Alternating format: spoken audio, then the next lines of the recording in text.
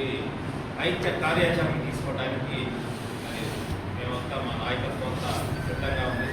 August 16వ తారీఖు మరి పెద్ద ఎత్తున రాష్ట్రంలో ఉన్న నాయకత్వమే కానీ, సామాజిక వర్గంలో ఉన్న సంఘీయులే కానీ, నాయకులు కానీ వీళ్ళందరినీ పిలిచి మేము ఏటతాటిపై ఉన్నామనే మైనారిటీ రిజర్వేషన్ తర్వాత ఎంతమంది డాక్టర్లు అయ్యారు, ఎంతమంది ఇంజనీర్లు అయ్యారు.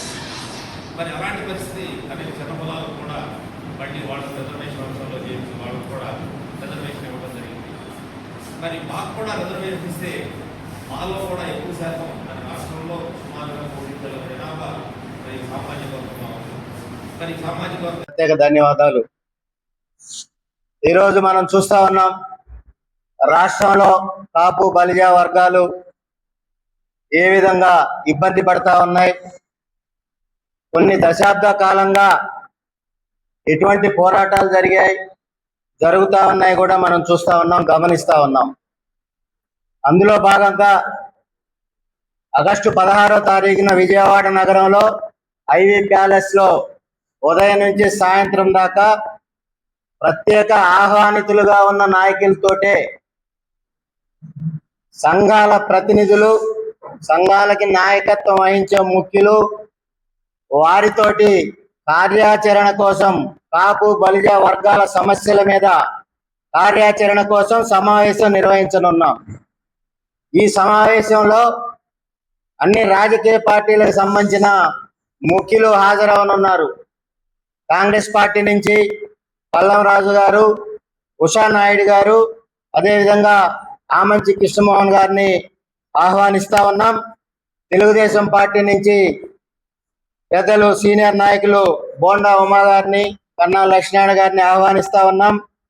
జనసేన నుంచి ఉదయభాను గారు, అదేవిధంగా బొలిశెట్టి శ్రీనివాస్ గారిని ఆహ్వానించాలని చెప్పి కమిటీ పెద్దలంతా నిర్ణయించడం జరిగింది. వైసీపీ నుంచి పెద్దలు సోదరులు తోట త్రిమూర్తులు గారు, బొత్స సత్యనారాయణ గారు, కన్నబాబు గారు, అదేవిధంగా రాయలసీమ నుంచి మహాలక్ష్మి శ్రీనివాస్ గారిని కూడా ఆహ్వానించడం, బీజేపీలో ఉన్న సీనియర్ నాయకత్వాన్ని కూడా ఆహ్వానించడం జరుగుతూ ఉంది. అయితే ఈ సమావేశం ఎవరికి వ్యతిరేకంగా పెట్టేది కాదు. సంఘ నాయకత్వం ఏ రాజకీయ పార్టీకో ఎవరికో వ్యతిరేకమైనది కూడా కాదు. గతంలో బీసీ రిజర్వేషన్కి సంబంధించిన అంశంలో కేంద్రానికి పంపిన పరిస్థితి ఉంది.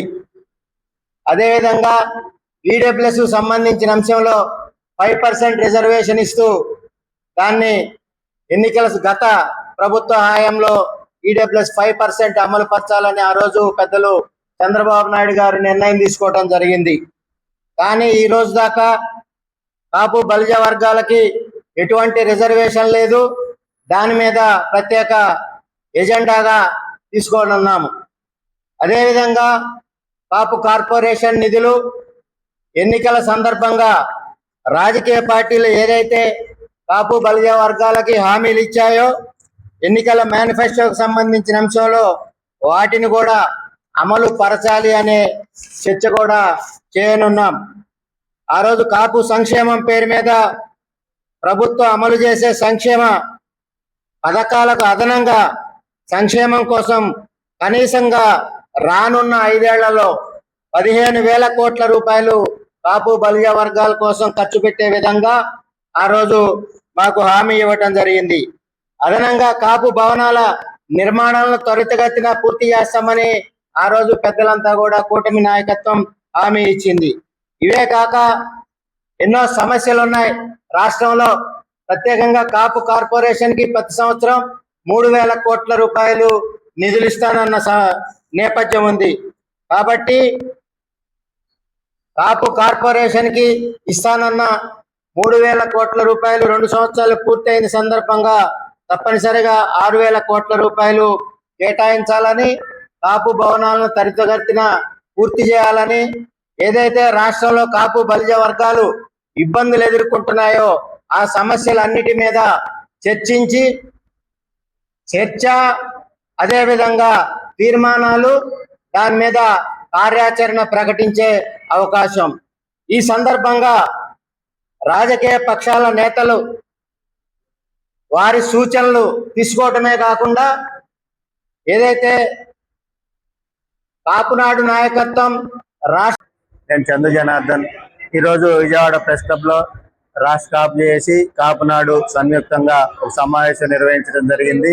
ఆగస్టు 16న కాపు చేసి కాపునాడు సంయుక్తంగా రాష్ట్రంలో సంఘాల యొక్క ప్రతినిధులు, ఆహ్వానించబడ్డ సంఘాల ప్రతినిధులు, అదేవిధంగా రాజకీయ పార్టీల ముఖ్యమైన నాయకత్వం కాంగ్రెస్, బీజేపీ, అదేవిధంగా వైసీపీ, జనసేనకు సంబంధించిన ప్రతినిధులతో ఈ సమావేశం నిర్వహించనున్నాం. దాంట్లో ప్రధానంగా కాపు బలిజ వర్గాలు ఎదుర్కొంటున్న సమస్యల మీద సంఘ ప్రతినిధుల యొక్క సూచనలతోటి తీర్మానం చేసి కార్యాచరణ ప్రకటించనున్నాం. ప్రధానంగా కాపు కార్పొరేషన్ యొక్క నిధులు, బీసీ రిజర్వేషన్, ఈడబ్ల్యూఎస్ కాపు బలిజ వర్గాలు ఎదుర్కొంటున్న సమస్యలు, దాడులు, ఉద్యోగుల సమస్యలు, వీటన్నిటి మీద చర్చించుకుని ఆగస్టు 16 జరిగే సమావేశంలో కార్యాచరణ ప్రకటిస్తాం. నమస్కారం అండి. నా పేరు అర్జారామకృష్ణ, కాపునాడు రాష్ట్ర అధ్యక్షుడిని. మాది కర్నూలు, రాయలసీమ నుండి వచ్చాను.